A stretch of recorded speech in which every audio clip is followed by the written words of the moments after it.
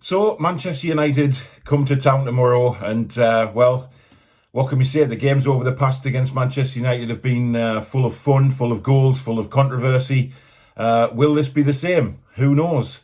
Man United come up here in not so great form. It's fair to say that they're struggling defensively. For us, looks like Jamal Lewis is out. Dubravka's had a setback in his injury. So what team will he go against? Let's have a chat.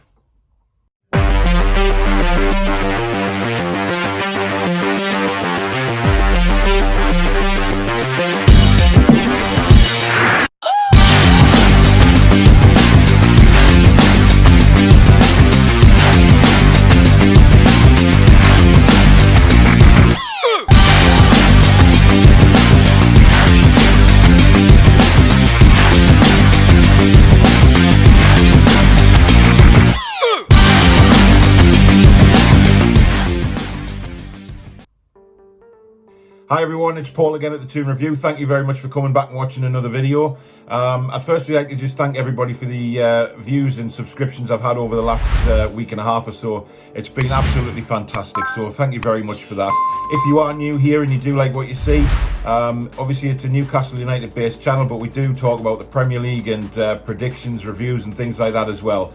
So do subscribe to the channel for more of that. Now, tomorrow's game is the last kick-off, I believe, tomorrow night, 8 o'clock against Manchester United at St. James's Park. And for me, I think, I said on my Premier League predictions video yesterday that I think Newcastle United can come away with a victory here. It's very rare that I'm actually confident of us going into a game with Steve Bruce as manager against one of the big six. But tomorrow's different because I think Man United are really struggling defensively, and for the life of me, I do not understand why they have gone and not strengthened that defence in the transfer window, because pundits and former Man United players were crying out for it and they just haven't done it. And I'm not sure whether Solskjaer himself wasn't allowed to do it or the money didn't become available, but for me they've strengthened in the wrong areas. Cavani's come in on a free transfer. Now, Edison Cavani has been a tremendous striker in the past, at Paris Saint-Germain especially. However, he's 33 years of age, but he won't be available tomorrow because of the quarantine situation that's still going on. Martial's out as well because obviously he got sent off in their last game, the drubbing against Tottenham. So up front, they're not as strong as they could be either. Rashford's still there, of course. Mason Greenwood's still there. So they do have options. Igalo as well. Let's not forget about him. He's a decent striker, but he hasn't really hit the ground running at Manchester United. But I think tomorrow, where we can really get at them, as I've already said, is their defence. Now, I'm hearing rumours this morning that Harry Maguire has picked up a knock and might not be available. Whether that's actually a blow to you Man United fans, I don't know.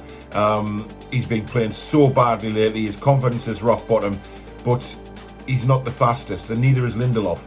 And I think that's where Callum Wilson will be licking his lips thinking we can get at these here. The pace that we've got in the forward players for Newcastle, the likes of Almiron, St. Maximin, Wilson, Fraser, it's an opportunity for us. And I'm just hoping that Steve Bruce actually puts a team out that wants to attack tomorrow.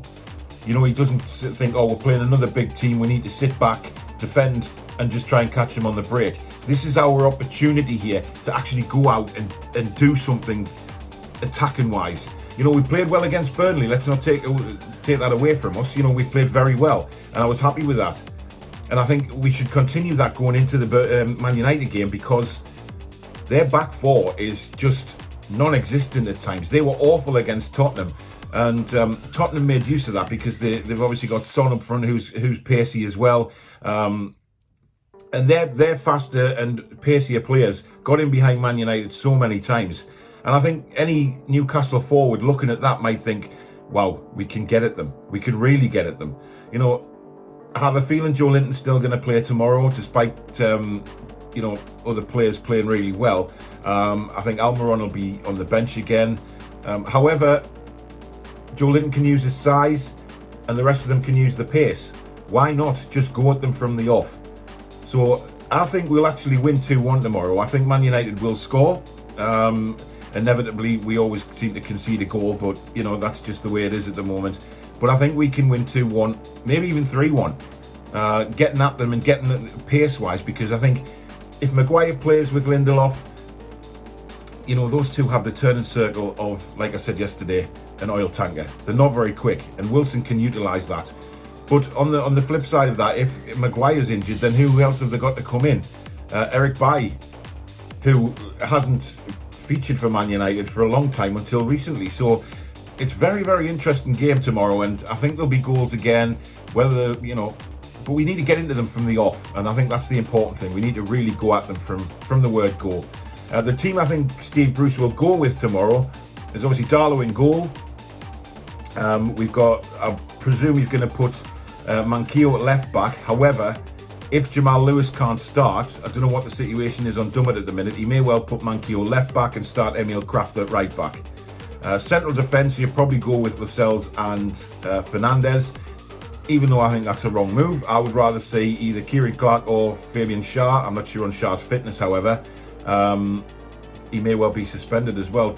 There's some interesting goings on with international rules going to domestic, but we'll paper over that. It's not important at the minute. But if he does, if he is fit, I would have gone with this, you know, Schär or Kieran Clark. But we don't know, and Steve Bruce seems to favour Lascelles, so he'll probably go with Lascelles and Fernandes. In the middle of the park, I think he will stick with Shelvey and Hayden. Certainly they gave him no reason to leave them out against Burnley, did they? So I think that will be the middle two. Left-hand side is obviously going to be St. Maximin, who I'm delighted has signed a new 6-year contract. It's absolutely fantastic news, and the confidence that'll give the actual club itself, knowing we've tied him down for 6 years, is just fantastic, really. Right-hand side for me, I would go with Fraser simply because of the form he's in. Hendrick, for me, doesn't suit the right-hand side of midfield. He's not that type of player. He's not playing well at the minute. So I would go with Fraser on the right. Played really well for Scotland. There's no reason to leave him out at all. Joe Linton probably playing in the number 10 role, and Callum Wilson up front. I would, obviously, we know the situation with Almiron, but is he fit, is he not? There's been rumours going around that, you know, Steve Bruce doesn't really like him as a player. I've heard a lot of mixed reaction on social media to Almiron. Some say he just runs and there's nothing there. But for me, he's never been played in his right position for God knows how long. And we need to see that, don't we, before we make any sort of any notes about him, really. He's got to give a run of games where he's playing in his proper role. And I think that's what he's missing at the minute. But I don't think he'll start tomorrow, which is a shame. So I think he'll go with that team. Now, that team for me is capable of getting a result against Manchester United. I think, if anything, the couple of days they've got after the internationals to work on the training, I think Shelvey should be working on finding runs from St. Maximin, Wilson and Fraser, if indeed Fraser starts the game. Because that's going to be our real attacking option there, is Shelvey's passing ability to and the forwards to latch onto those balls and making runs for him, because that's what Shelvey is good at, that's what he thrives at. And if we provide that for him, I think we'll come away with a win. So that's my prediction, guys. It's, I think, 2-1, probably, hopefully 3-1. We'll see come when I do the review of the game after the weekend. Thank you very much for coming along and watching this video again. Do appreciate it. If you haven't already subscribed, do hit the subscribe button and ping the notification bell so you know when I do upload the next video. Wherever you are, do stay safe. If you're going to be paying the $14.95 to watch the game tomorrow night, amen to you. I probably will, to be honest, even though I've had a huge rant about it. But not being able to watch the lads when they're playing, is, you know, it's very hard. But I'll probably be watching it. Hopefully we'll come away with a win. If not, we'll see what we played like. But thank you very much for watching, and I'll catch you on the next one. Get strong.